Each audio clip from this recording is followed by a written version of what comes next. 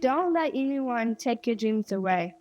When you have a chance to do something that's important to you. When Mia Peterson was born with Down syndrome in 1973, expectations were low. One of the doctors was determined to tell us to not expect too much out of this little child. Mia created opportunities for herself, including learning to read before entering kindergarten. When Mia kind of wanted to be in the general education class at least part of the day, it was really administrators who were saying, we just wouldn't want Mia to fail. She would have every opportunity that her sisters had, even if it meant that it was hard. I went to the class with all boys with behavior problems. I was really trying to be a better reader and writer.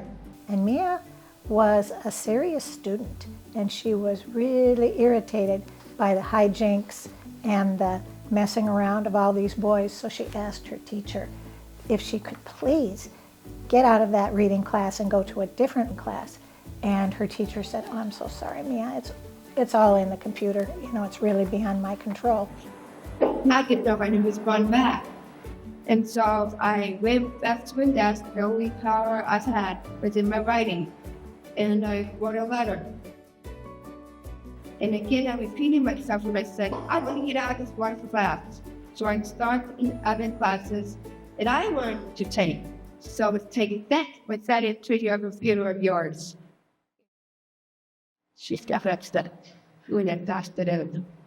But I got what I wanted to return.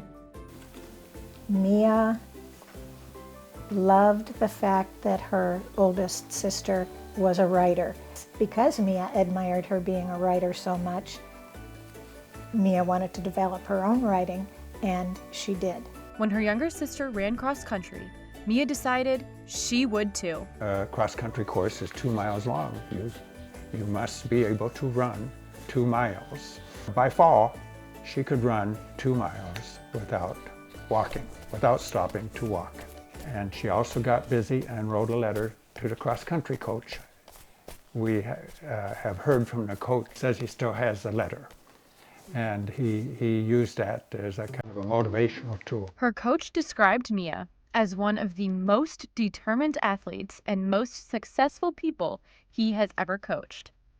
The team members would run out and encourage her, and it moves me.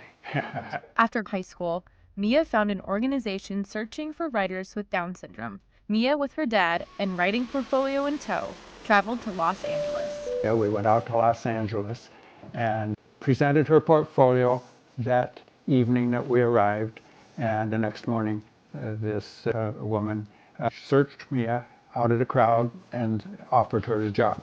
Everything kind of was a springboard. She was given the opportunity to take some chances,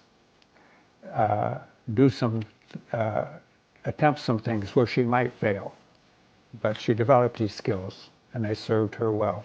In 1996, Mia became the first person with Down syndrome to serve on what is now the Iowa Developmental Disabilities Council. Do what is important to you because only you know what's important to you. You've got to stick to your own dreams. Follow your own heart and start speaking from your gut. At 24, Mia took a risk when offered to move from writing remotely to writing full-time in Cincinnati. We drove to Cincinnati with her, spent 2 nights while she got moved into her apartment, and then we got in our car and drove back to Webster City, Iowa. I think crying most of the way home, but all the way home. Mia thrived as a writer while living on her own.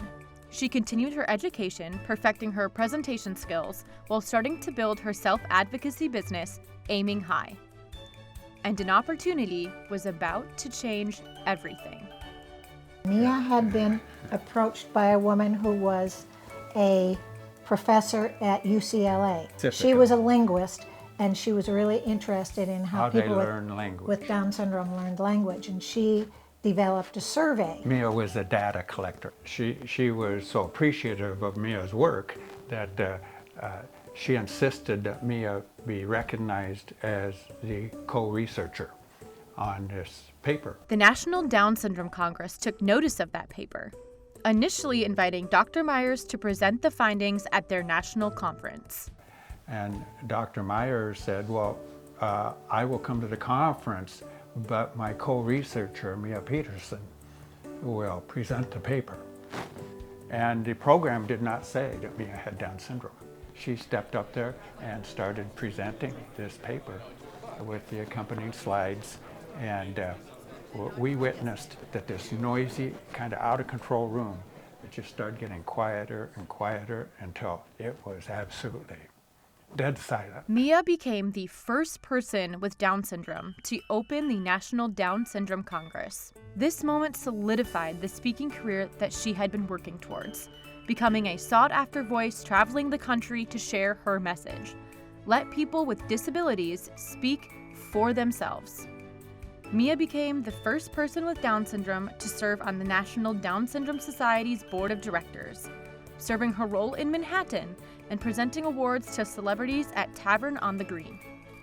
In 2002, Mia carried an Olympic torch for the Salt Lake Winter Olympics. On the 10-year anniversary of the Americans with Disabilities Act, the ADA, there was a Senate hearing where Mia was invited to be one of 5 presenters to the Senate panel. Respect and dignity became her most important message. My name is Mia Peterson, and I gotta say, I am a self-advocate. Mia aspired to write a book, and her title was Take the Challenge, Take the Risk. That's one of Mia's slogans that we would hear from her and that she would include in her speaking career. She would talk about take the challenge, take the risk. And I hope with this little presentation that all of you, yes, you, all of you, advocates and self-advocates, are speaking out, feeling like you are being included in your community. We would have people approach us and ask us, how did you raise Mia to be so confident or articulate or enthusiastic?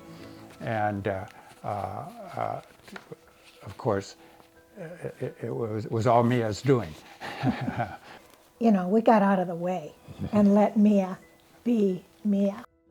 In 2021, Mia Peterson passed away, leaving a lifelong legacy of self-advocacy. The Iowa Developmental Disability Council created the Mia Peterson Self-Advocacy Award. The National Down Syndrome Society established a permanent board seat in her name. Governor Kim Reynolds proclaimed November 24th, 2023 as Mia Peterson Day in Iowa. We met so many individuals from around the country who had just amazing skill sets. Mia wasn't the only one. And the world has, I think, I'm happy to observe, come a long ways in the 60 years. And this is a very important measure of who we are as a society. You know, how we allow everyone the opportunity to be their best selves. Mia, and she was always clear about what her goal was. So I would suggest to people to keep your eye on the prize. And Mia was always working at things step by step. I want the opportunity to keep being a self-advocate because I know in its one way I can make a difference. Mia Peterson, an Iowan that showed us when we take the challenge and take the risk, we can change the world.